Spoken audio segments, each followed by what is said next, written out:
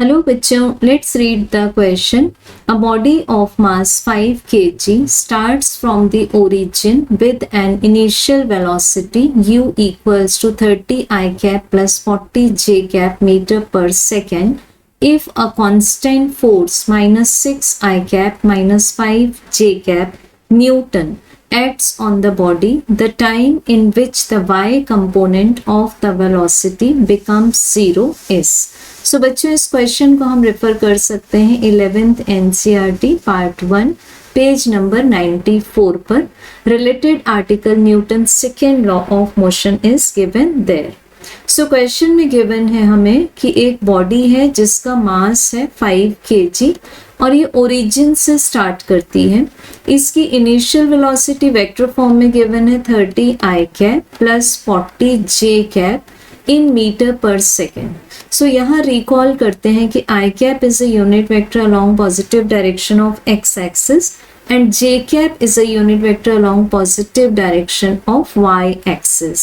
So यहाँ पर x component of velocity है 30 meter per second and y component of velocity है 40 meter per second. So these are the initial components of velocity. अब इस body पर एक constant force act होता है जो कि गिवन है -6 I cap -5 j cap Newton.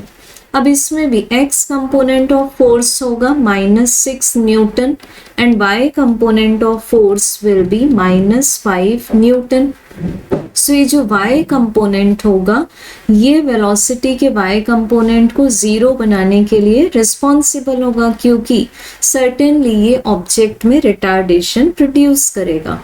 सो हम लेंगे यहाँ पर सबसे पहले y component of initial velocity is 40 metre per second जो कि वर्टिकली अपवर्ड ले जाता है ऑब्जेक्ट को एंड फोर्स का y कंपोनेंट है -5 न्यूटन.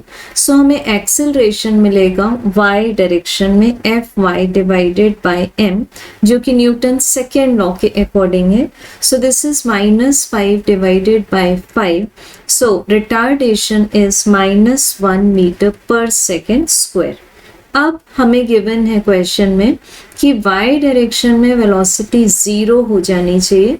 तो इसके लिए हम लगाएंगे काइनेमेटिकल इक्वेशन का first equation vy equals to uy plus ay multiplied by t. और हमें यहाँ क्या फाइंड करना है बच्चों? टाइम फाइंड करना है. तो vy को पुट कर देंगे 0. The value of uy is 40 plus ay की वैल्यू है -1 मल्टीप्लाइड बाय t. सो यहाँ से हमें इसको शिफ्ट करके t का आंसर मिल जाएगा 40 सेकेंड.